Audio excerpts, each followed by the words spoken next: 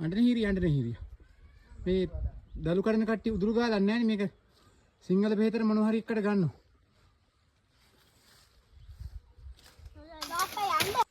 ලොකු බබා ඉස්කෝලේ කියලා දෙන්නේ නැද්ද?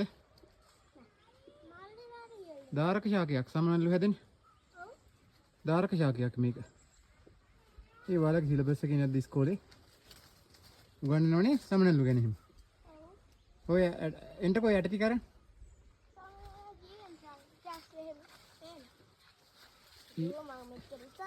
අඬන හීරිය. මේවා සමනල්ලු බිත්තර දානවා.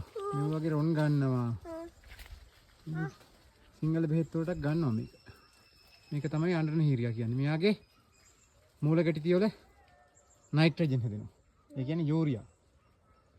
ලොකු බබා හොල්ලනකො. ඔය ටික ඇට ටික. ඔය නිසාලු අඬන හීරියා කියන්නේ. ඕකේ. ඔය හෙල්ලෙන්නේ. ඔව්. ඇට හෙල්ලෙනවනේ. ඔව්. ඒ නිසා අඬන හීරියා කියන්නේ.